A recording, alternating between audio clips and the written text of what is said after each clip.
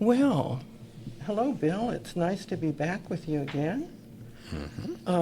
Lots happened this week, and I thought this week we would look at what's going on with the CBS settlement, and you wanted to talk about the brain drain in America.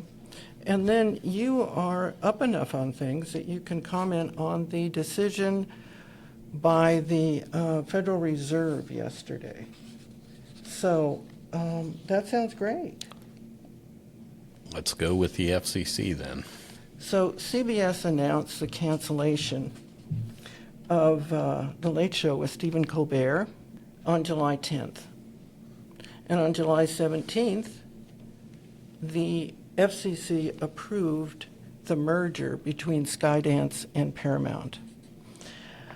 CBS claimed that the cancellation was just for purely economic reasons, but Colbert consistently leads in the total viewers in the late night slot, and in the last quarter he averaged 2.42 million viewers. This is pretty good. Colbert called the cancellation a big fat bribe, and there's little doubt that it was politically motivated and that it was a condition of the FCC to cancel the show in order to approve the merger. Now, there were a number of further demands that I think we should look at because they're very serious. Skydance agreed to ensure that CBS programming reflects a diversity of viewpoints across the political spectrum, I quote. And what that really means is more conservative, not just viewpoints, but content and framing. Sundance agreed to employ an ombudsperson for 2 years to, quote, receive and evaluate any complaints or bias or other concerns involving CBS, close quote. Skydance also agreed to eliminate diversity, equity, and inclusion programs. The bulk of the agreement is aimed at shaping political speech on news and also on their commentary programs.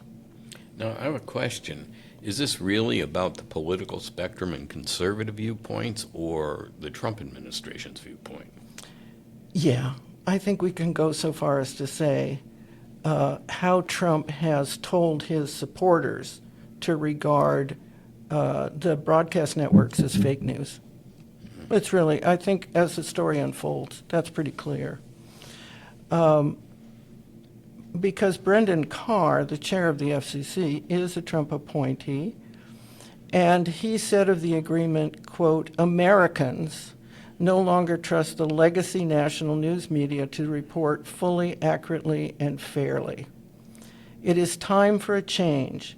That is why I welcome Sundance's commitment to make significant changes at the once storied CBS broadcast network, close quote.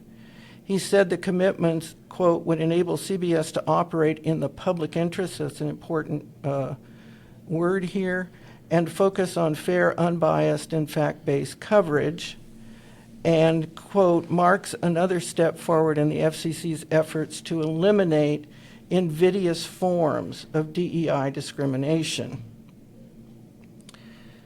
Now, last week we examined the question, why would the Trump administration go after Harvard?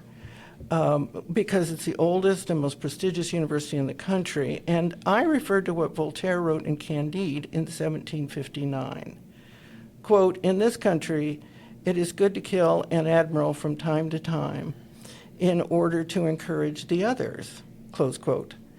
A loyal listener wrote to say that in China, the equivalent saying is, kill a chicken in front of a monkey.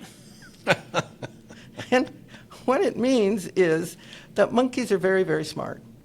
And when they see that someone can kill a chicken, they understand what could happen to them. So the chicken killer in this instance is the head of the FCC, Brendan Carr. Fox News anchor Bill Hemmer asked Carr if Trump was in fact directly involved in the cancellation of Stephen Colbert. And Carr replied, quote, What is important to keep in mind is when President Trump ran for election, he ran right at these legacy broadcast media outfits and the New York and Hollywood elites that are behind it, and he smashed the facade that they are gatekeepers that control what Americans can think and what Americans can say. Look what's happening. NPR has been defunded, PBS has been defunded, Colbert is getting canceled. You've got anchors and news media personalities losing jobs downstream of President Trump's decision to stand up. He stood up for the American people. The American people don't trust the legacy gatekeepers anymore. Now, on CNBC, Carr said the, quote, media industry across the country needed a course correction because, quote, the American people simply do not trust the mainstream media. Now, what's very troubling, a lot of things are troubling about this, but one of the most important is that Carr mixes up distrust of the news media with a late-night comedy show. Colbert is a satirist. He's not a journalist or a news pundit, but Trump really doesn't like him. So I think that's the answer to your question. Carr went on to say, quote, for broadcasters, they have a federal license, and they are obligated to operate in the public interest. In the extent that we're starting to see some changes, I think that's a good thing. So how could the FCC be politicized and directly threaten free speech and the First Amendment with such apparent ease? Well, there's a short answer and a long answer. Let me give the short answer first. The decision to approve the Skydance merger with Paramount was made by exactly 2 FCC commissioners voting in favor of it, both of them Republicans. Brendan Carr, the chairman, and Olivia Trusty, a commissioner, I love that name. Okay. The third commissioner, Anna M. Gomez, a Democrat who is already on the FCC, dissented, writing, quote, this once independent FCC used its vast power to pressure Paramount to further erode press freedom. Wait, I thought there were 5 commissioners on the FCC. That's correct. And no more than 3 commissioners can be from the same party. They are appointed to 5-year terms by the president. They're confirmed by Congress. The president selects a chair from among those commissioners. And it's important to remember that the FCC reports to Congress, not the president. Last month, on June 6th, 2 commissioners resigned, one a Democrat and the other a Republican. The FCC is required to have a quorum of at least 3 commissioners to make decisions. Usually, when there are 2 vacancies, there are paired nominations. That is, Congress approves 1 commissioner from each party. Trump refused to follow this norm. So there was only the Republican nominee, and that's Trusty, and she was confirmed on June 17th. The other thing that you need to remember is that the chicken killer, Brendan Carr, wrote the chapter on media control in Project 2025. He refers to his intentions as delete, delete, delete, with exclamation points after each. He claims his deregulatory aims are to restore freedom of speech, get rid of woke bureaucracy, and counter deep state influence. He further claimed that the Democratic FCC leadership, quote, coddled legacy media, enforced ideological conformity, and slowed innovation, close quote. So that's the short answer. The longer answer to your question is that Carr is able to wield such influence due to changes to the FCC since its inception in 1934. It has to do with what were called the common carrier laws. Now, Bill, as an economist, I'm sure you can explain what a common carrier is. Yes, but it does involve a little bit of history. Common carrier is derived from the notion of the commons, the land that peasants in medieval Europe all had access to and was essential to their survival, to graze animals, collect firewood, hunt, collect stone for buildings. The commons literally meant available to all, and that is why the peasants were called commoners. Think House of Commons here. We usually cite the Magna Carta as the foundation of democracy in the UK, Canada, and the United States, but that essentially preserved the rights of rich landlords, the barons, against the king. That'd be John, the lion in Disney's Robin Hood. There was a second such document affirmed at the same time as Henry III, John's son, who apparently sided with Robin's merry band of foresters, reaffirmed the Magna Carta. This was the Charter of the Forest in 1217, which guaranteed the rights of all to use the commons. Now, this was roundly ignored during the enclosure movement that preceded the Industrial Revolution, though to its credit, Canada has restored these rights in its Charter of Rights and Freedoms. So the term common carrier refers to a public right of use to all equally of our modern commons. Since the public owns the broadcast band, which are, those are who are licensed to use it, must make it available to all. That is the mandate of the FCC. The same is true of our roads, telephones, broadcast radio and TV, and of course public parks and public goods like schools, hospitals, public utility companies. We are all similarly entitled to protection by our national defense, for aid in the case of emergencies, as in FEMA. We are all entitled to safe food and drug through the FDA. These protections are supposed to protect all citizens, including commoners. So, how did common carrier laws apply to the FCC? Well, the government applied the model of the common carrier when radio broadcast networks expanded, commercialized, and became equivalent to monopolies, and crowded out educational and local broadcasters. The legislation for the FCC passed in 1934 to regulate broadcasting networks because, as you say, the airwaves belong to the federal government. That is, to the people, or to us. Therefore, Congress created a permanent independent agency to regulate licensing of the airwaves to serve, and this is a quote from the charge, the public interest, convenience, and necessity, close quote. The broadcast spectrum is a limited public resource. Scarcity of licenses give the broadcasting networks essentially monopoly-like access to those public airwaves, which is why serving the public interest included the requirement to offer balanced and diverse viewpoints on important issues. And the FCC always has had the discretion to evaluate how well a station is meeting this public interest requirement when considering license renewals, which is what makes this requirement for an ombudsperson for CBS a little strange. This affected how news was covered and reported, especially with the passage of the Fairness Doctrine in 1949. Understandably, after World War II, there was a heightened awareness of the need to prevent one-sided media influence that promoted propaganda and demagoguery. It was thought and promoted that the aim of a democracy was to encourage diverse viewpoints on controversial issues. The Fairness Doctrine was an FCC policy, not a law. Broadcasters were required to devote airtime to controversial issues and had to air contrasting viewpoints. These policies were enforced through licensing renewal and the review of public complaints. And they applied, obviously, particularly to news and public affairs programming. They were repealed in 1987 under the Reagan administration. How did the Reagan administration justify repealing the provisions of the Fairness Doctrine?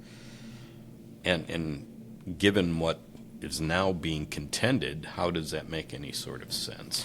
Well, it is absolutely the most interesting question. I know this isn't going to surprise you too much, but it has to do with the turn toward neoliberalism, emphasizing market forces, and as a knock-on, deregulation and limited government intervention. Mark Fowler, who was chair of the FCC under Reagan, called television, quote, a toaster with pictures, close quote. It was his colorful way of saying that television was not a service as defined under the common carrier laws. It was a business. Following that logic, the public good was determined by ratings. And that meant the public was redefined from citizens to consumers. That sounds a lot like Pushpin is as good as poetry from Jeremy Bentham. Well, Not a lot of progress here. No. If lots of television consumers watch a particular program, including the news, then it must be serving the public good. For the first time, the news became ratings-driven and therefore profit-driven. In other words, the market is defined as a public good. So I'm curious to know if economists define the market as a public good. Well, first of all, we have to talk about what a public good is. And a public good is one where the consumption of the good benefits the consumer, but there are larger social benefits that occur that cannot be priced in a market. For example, the student who learns to read benefits from the education, but all of us who approach a stop sign benefit from the overall literacy that ensures everyone can read it. Or more importantly, in a democracy, education and healthcare, for example, are public goods because society as a whole is better off when voters can read and evaluate the issues before the public, and we all benefit when people are healthy. Our market's a public good.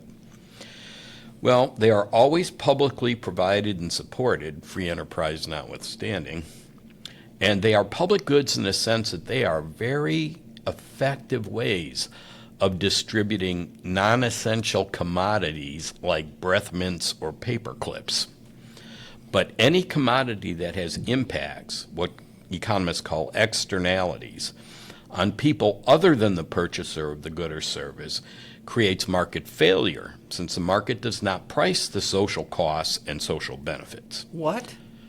Yeah, that's left out. Market transactions are purely private between the buyer and the seller, and the consequences that happen as a result of that transaction that are imposed on the rest of the community are considered not the responsibility of either party. So society has to absorb that, and that's what we mean by a market failure. Now, of course, the neoliberal solution to market failure is more markets for the externalities, carbon pricing, for example. But neoliberalism is an infinite regress into stupidity in that regard. Sometimes you need to regulate production, distribution, pollution, prices, incomes to protect the public welfare, or what we used to call the commonweal or the commonwealth. Get it? The commons. I see a theme here. Yeah, and so turning the news and public service over to market forces gets us to the kind of abuse Carr is really able to wield. Yeah, I think so. Let me just say a little bit more about that. The advent of new technologies, including cable television, digital and streaming platforms, further opened communication to market forces. Under President Clinton, Congress passed the 1996 Communications Act, and among other things, it allowed corporations to own more media platforms. So, as you just said, more markets. In any given market, this had been strictly controlled before. This accelerated the formation of media conglomerates that began in the 1980s. So I think you need to explain what a media conglomerate is. Well, it's a single company owning a wide array of media outlets or platforms, such as owning TV networks, radio stations, film studios, and publishing houses. Since a conglomerate controls so many outlets, it can consolidate control over both content and distribution. Currently, 6 to 8 media conglomerates control most of what we see, read, and hear. In the chicken killer, clever monkey metaphor, the conglomerates, like Skydance and Paramount, are the monkeys. The American public is increasingly distrustful of broadcast and cable news. According to Gallup polls in 2023, for instance, only 34% of Americans trust newspaper, TV, and radio to report the news fully, accurately, and fairly. In the late 1990s, when the Communication Act was passed, that trust was over 50%. The difference in trust measured by the political affiliation of the respondents is breathtaking. 58% of Democrats trust the news, compared with only 11% of Republicans and 29% of independents. Other polling shows similar distrust, especially along partisan lines. Now, what does the Trump administration's distrust about broadcast news?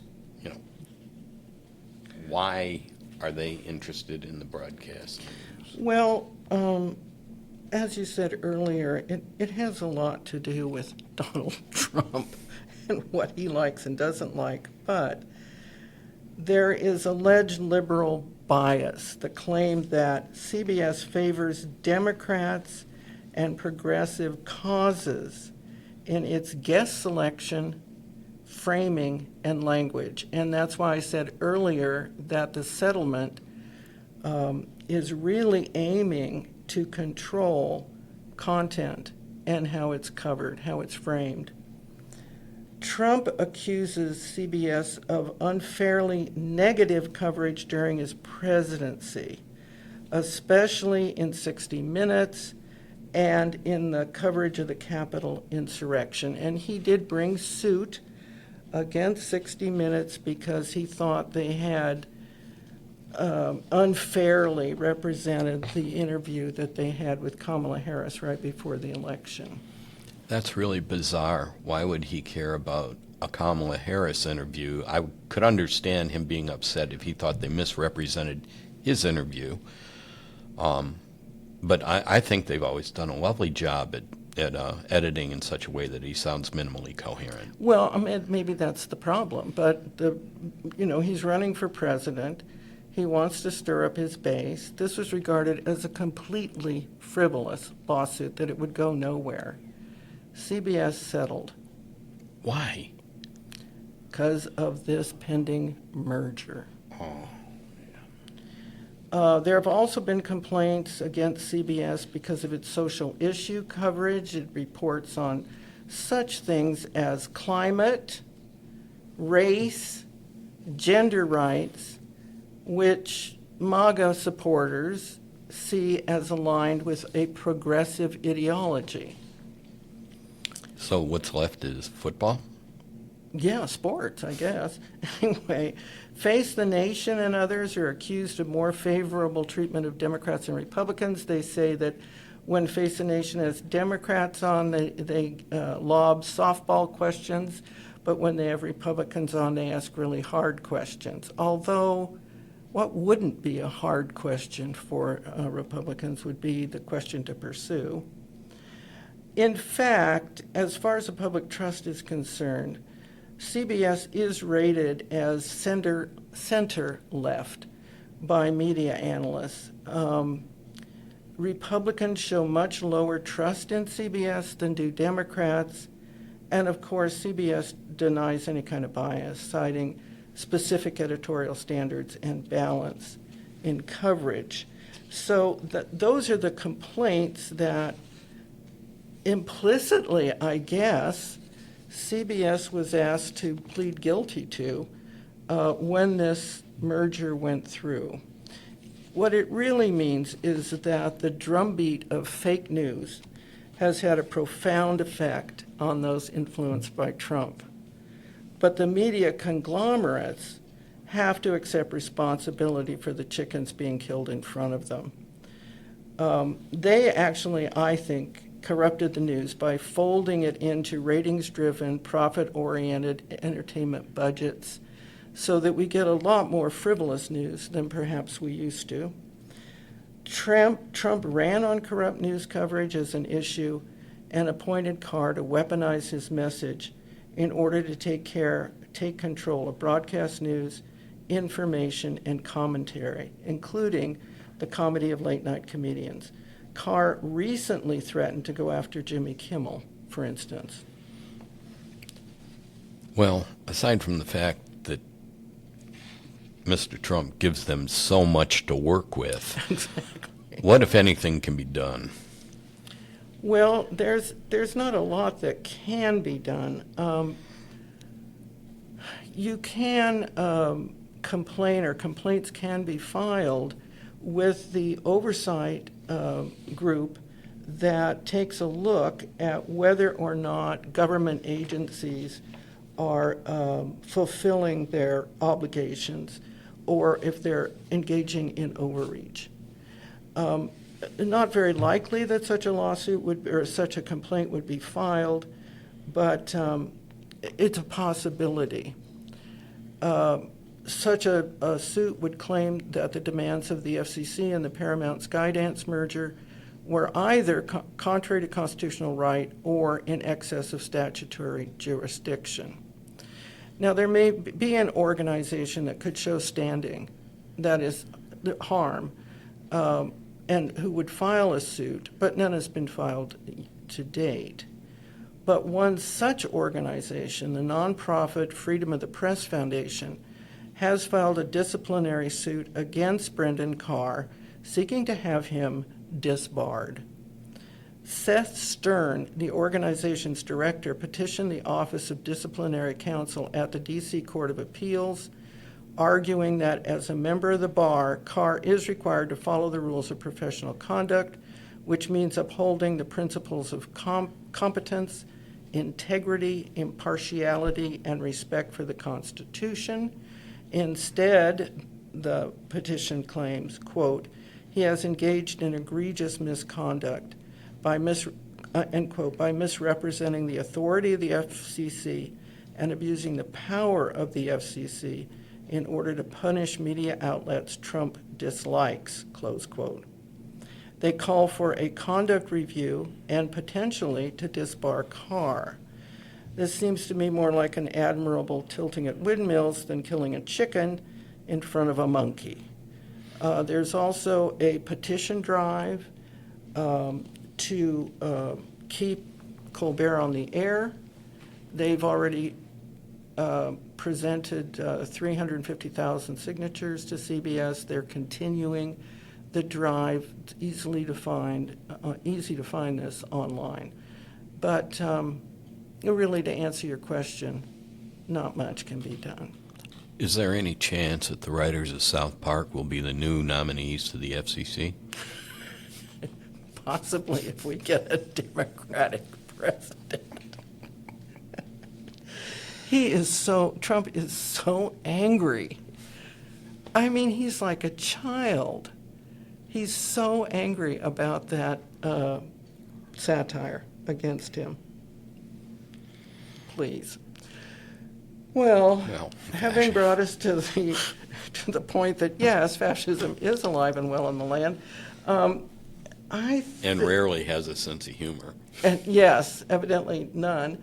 But I thought you have some very interesting information about one of the knock-on effects of this turn to this kind of autocratic control over our lives, and that is a brain drain. Yes, this seems to be picking up steam. Last time when we talked about our discussion of education in Harvard, it seemed clear that this attack on education was becoming quite effective. And as Jonathan Kempner noted in Politico, the White House appears hell-bent on destroying a higher education system that really did make America great. The U.S. brain drain has begun. Now, this takes several different approaches. First, students, including graduate students training in research and from around the world, have flocked to the United States because U.S. higher education has been the global gold standard since World War II. In 2023 and 24 academic year, 1.1 million international students contributed $44 billion to the U.S. economy. The U.S. higher education sector enjoys a very favorable trade balance. Now, Donald Trump should be thrilled by this. there's far more money coming into the U.S. for higher education than is leaving. In fact, higher education is our top trade product that helps the United States. I didn't know that. Yeah. I thought it would be military No, armament. turns out airplanes are big, but they're Yeah. not as big as higher education. The financial cost to the U.S. will far surpass this immediate decline in the favorable trade balance in higher education, however. Over the long term, the reduction in foreign scholars and students, along with the increase in brain drain of U.S. scholars and students from the U.S., will dramatically diminish U.S. innovation and economic productivity. Historically, many of these well-trained foreign students remain in the U.S., turning ideas and innovations from their studies into businesses. Now, as we mentioned, over the 20th and 21st centuries, many scholars fled to the U.S., a country that encouraged independent research.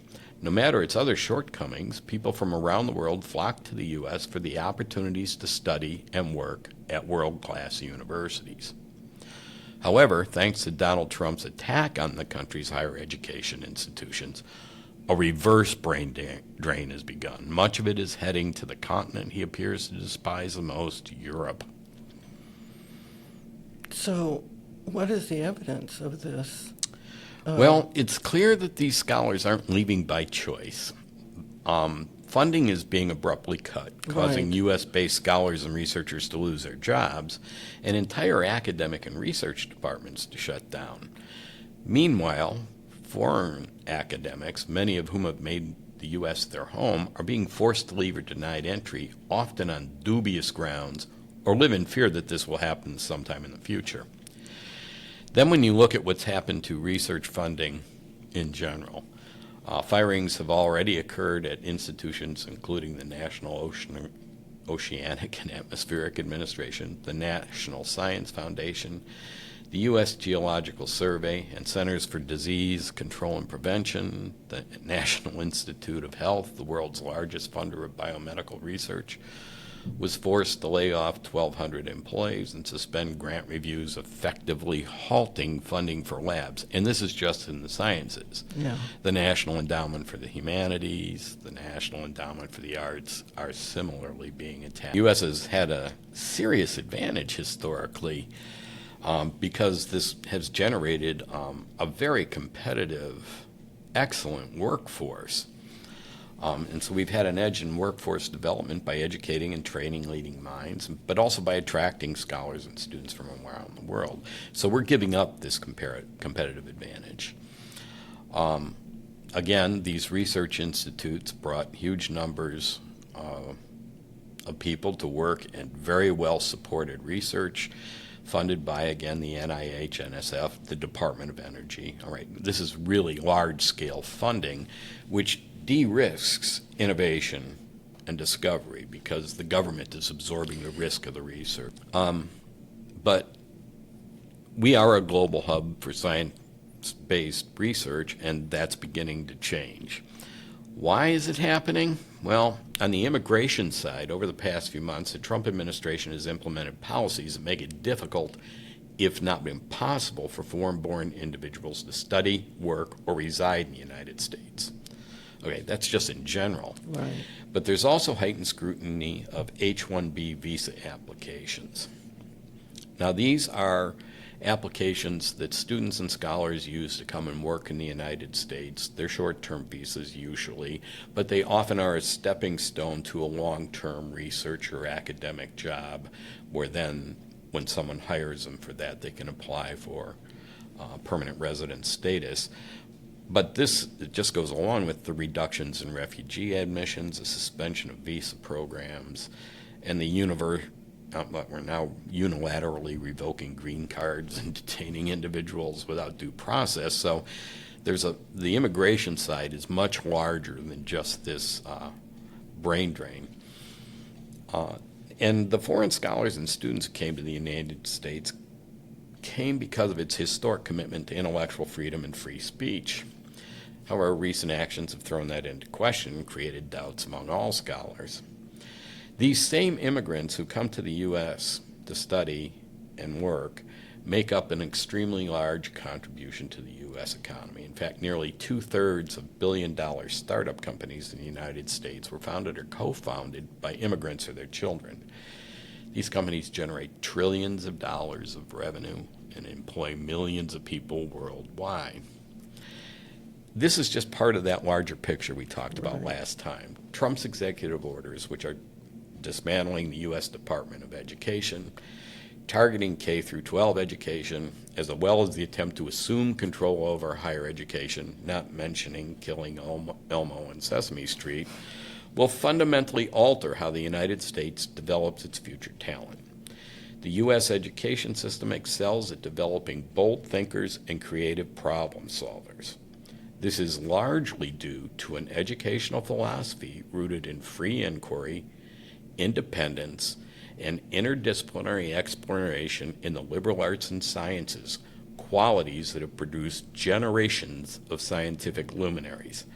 Undermining the academic freedom of U.S. higher education jeopardizes one of the nation's most significant strategic assets. Now, these deep cuts to research and higher education funding are reducing opportunities to science to pursue long-term projects, secure grants, or even just keep their labs running. Due to the catastrophically destructive policies of the Trump administration, universities are freezing hiring, limiting postdoctoral positions, cutting back on innovation initiatives. In fact, Science, the journal, in a recent poll of over 1,600 U.S.-based scientists found that more than 75% are considering leaving the country due to these changes. That's just breathtaking. That's just breathtaking. And you know, no one benefits in the U.S. from this. All right, it's disastrous. As for who does benefit, well, Europeans and Canadians, who are already upset with the Trump administration, are taking their revenge by hiring American scholars who are fleeing to Europe, Canada, Australia, and even China, where research funding is increasing. Right.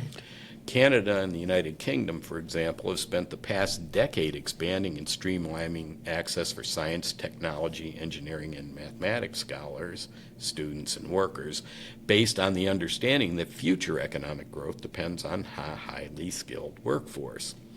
Recognizing the opportunity this exodus of expertise presents, European nations are moving quickly to hire scholars who are leaving. France created the Choose France for Science initiative. Aix-Marseille University rolled out its Safe Place for Science program, which has already received hundreds of applications. Belgium's Universiteit has established targeted funds to recruit foreign researchers. These programs reflect a broad international strategy to benefit from America's retreat from leadership in education, science, and innovation. Indeed, I was looking today, and the University of Toronto is actively recruiting U.S. scholars. That's interesting. And you have to keep in mind the University of Toronto is one of the top universities in the world. It is comparable to our elite institutions, except it services 100,000 students. Oh, I had no idea. So this is a powerhouse of a university. And then, if this weren't bad enough, there's even the problem of brain drain and brain gain within the United States. Oh, I didn't know about this. And this is kind of amazing because this comes from a report of the Joint Economic Committee Republicans called Losing Our Minds, Brain Drain Across the United States. And their concern is the following. We find that the brain drain and brain gains states tend to be divided along regional lines. Overall, dynamic states along the Boston and Washington corridor, on the West Coast, and in a few other parts of the country are retraining and attracting highly educated adults. Meanwhile, states in northern New England, the Rust Belt, the Plains, the Southeast, fare the worst on both accounts. No, wait. So the places the Republicans look for their support are the ones that are losing their talent. educated population. Yeah. Okay. To give you an example, the Republicans' data shows that 65% of college-educated persons leave Montana. Florida doesn't experience a brain drain due to its relatively low number of highly educated individuals. This internal brain drain will, of course, continue to influence where economic activity thrives in the U.S. and where it does not. So once again, Trump voters and supporters are getting exactly what they voted for, exactly what he said he would do, to the detriment of themselves and, more importantly, the future of their children. As Neil Diamond sings, "Song Sung Blue," in terms of education. Oh, my. Oh, Yeah. my. Now, this could pick up really rapidly as this persecution of higher education continues. That's just a disaster. And it will be, of course, worse for those states that cannot sustain their state educational systems on their own, localities that can't sustain their educational systems in the K through 12 on their own, that were required federal grants and equalization grants to maintain the quality there. Further creating inequality of opportunity in the United States, and we'll be losing the stars of our own academy and research groups, because those, of course, will be the people who are courted to these universities abroad, who are enhancing their own reputations as a result of our foolishness.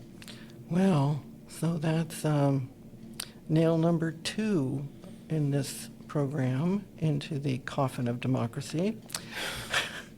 This just keeps getting better and better, doesn't it? Well, we did have a loyal listener ask us a question, so somebody's listening. And the question had to do with your discussion of the changes that are happening in how people in the food industry report their tips. Mm-hmm. That this was reported as, hey, look at, isn't this cool? There's no tax on tips. But that turned out not to be quite accurate.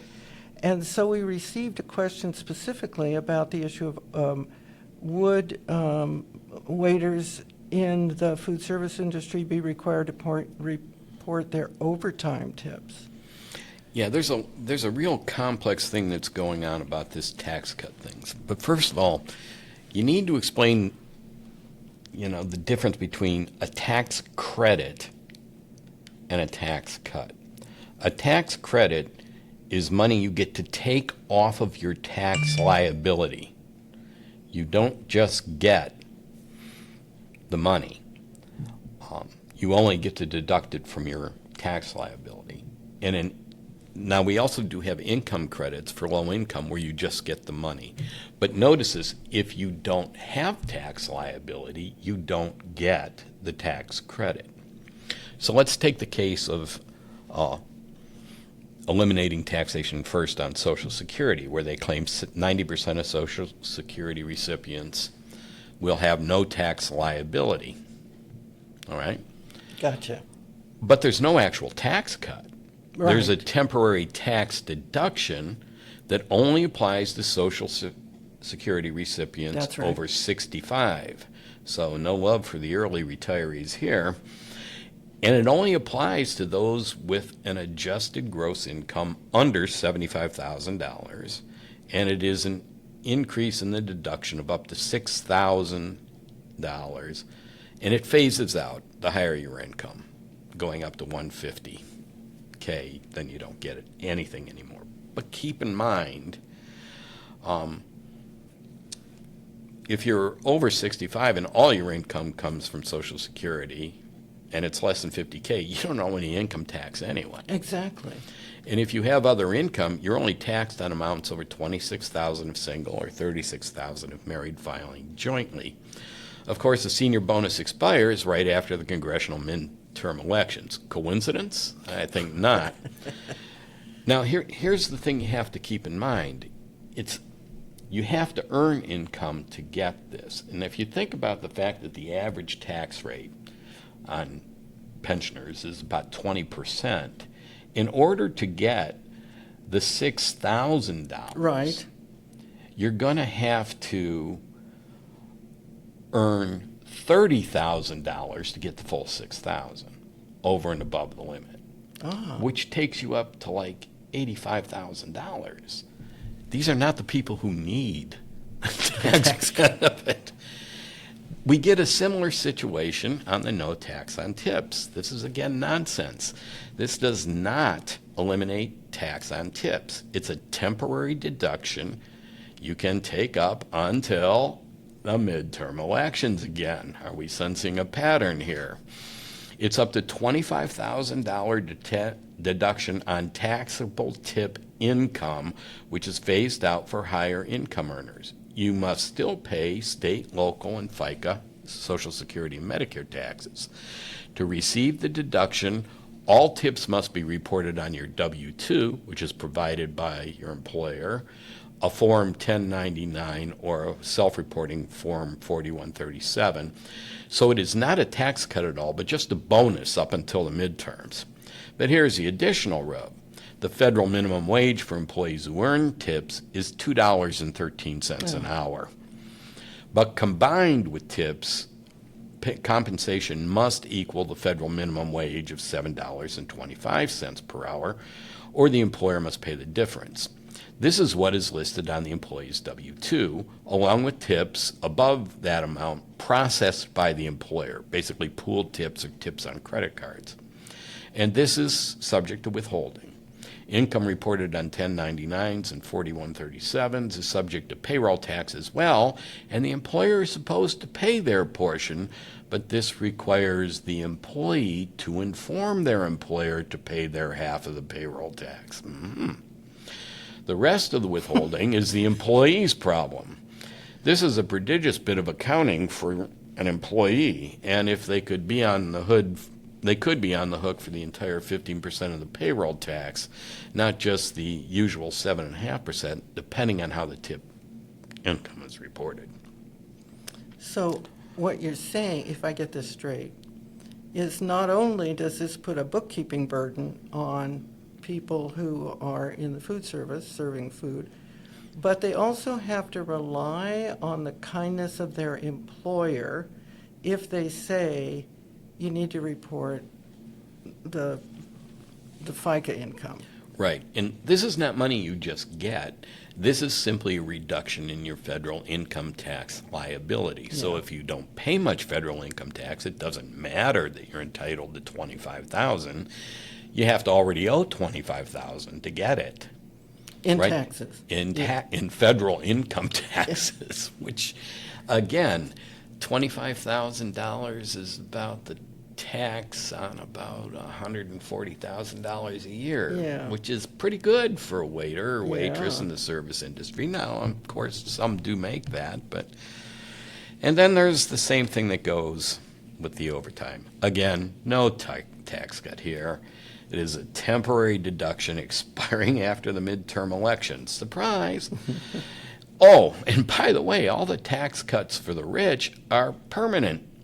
Apparently, that is what Trump voters wanted. Temporary deductions until the next midterms for them, permanent tax cuts for the rich, including Citizen Trump.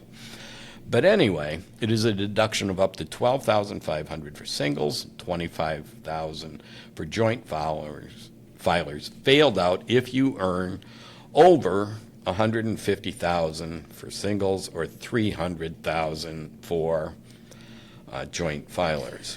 Of course, state, local, and FICA still apply, and of course, only hourly wage workers working over 40 hours a week are eligible.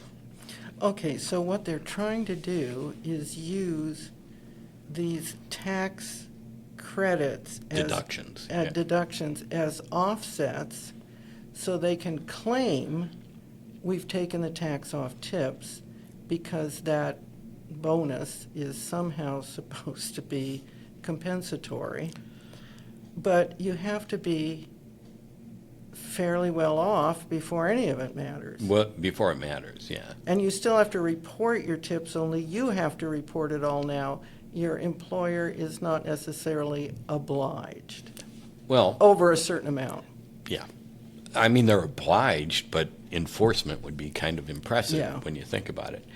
Now, it has been said that these, you know, tax deductions apply to short-form filers and long-form filers alike, but consider the over 65-year-old employee with tip income working over 40 hours a week, and you are going to need an accountant to figure out what this means to make sure you pay all your FICA tax, get your federal deductions, and nothing changes for your state and local. But don't worry, all this goes away after the midterm elections. Hopefully, the Republicans in Congress and other elected officials will vanish with them. But of course, Trump voters, this is exactly what you voted for, and the tax cuts are for the rich are permanent.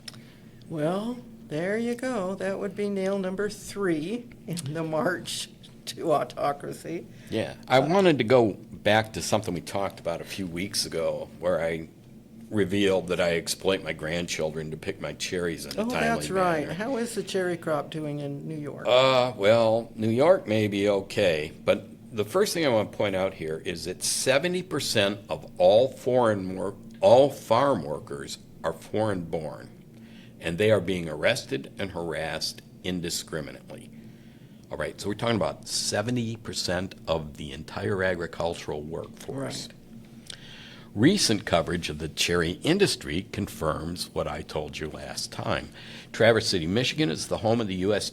tart cherry industry. They produce 250 million pounds of cherries per year. That's 75% of the tart cherries and 20% of the sweet cherries grown in the U.S. This is a big industry there. In that area, 55% of the workers are foreign-born, which is quite a hike if you know that Traverse City, Michigan is on the upper left-hand peninsula of northern Michigan, not the upper peninsula, Right. but that's a long way up there. It's about a 12-hour drive from the closest major city. So this is pretty isolated stuff. Similarly, Eastern Washington is also a major cherry producer. Right. And on July 27th, USA Today ran a story that was authored by Chris Kenning, who interviewed a cherry farmer in Washington. Candace Lyle, a Trump voter, was racing against the clock for her cherry crop. Kenning wrote about this. There's just a short window when the cherries are at the perfect ripeness. Wait too long, and they are too soft for sale, and they must be picked by hand, lots of them. Ms. Lyle indicated that U.S.-born workers will not pick her fruit. So usually she hires 100 workers to pick her cherries from among the Hispanic workers in her town. But this year she could only find 30. Another satisfied Trump voter gets 30. exactly what she voted for, except she didn't want her immigrant workers affected. Yeah. Needless to say, a cherry picker can pick about 72 buckets of cherries a day. Her family was very busy for several days. And this brings us to the notion that, agricultural produce is going to get a lot more expensive. Yeah. We're not going to be able to import these products, and we're not able to harvest them here. So this inflation concern obviously had something to do with the decision of the Federal Reserve Board yesterday. Right. Yeah, they decided not to lower interest rates. Again, only 2 voted to support Trump's request to lower interest rates. Trump would like to drop interest rates, in the normally we talk about 0.25% or something. He wants to drop it from 4.25%, 4.5% to 3% in one big step. But 2 other groups on the board beside his 2 nominees voted to stay the course. One group until September, and the others until conditions are warranted. And they were citing possible increases in inflation and the fact that the strong labor market continues, Yes. though they are noting signs of weakening. And the board said they want to achieve a neutral policy where interest rates neither encourage growth nor discourage growth. Okay, they don't, in other words, they're trying to say we want to adjust monetary policy so it doesn't change the, magically natural course of events. But here's the issue here. We have massive tariffs going into effect, which will increase prices. We are laying off thousands and thousands of people in the federal government, which will decrease aggregate demand. We are arresting immigrants so that agricultural products and many products aren't getting produced. And by the way, we're deporting them when we're at full employment, which will create a labor shortage. Right. All of these things will decrease aggregate demand. All these things push in the direction of a recession and higher inflation. That is what the Fed Feds is are worried about, yeah. afraid of. Otherwise, they'd be fine.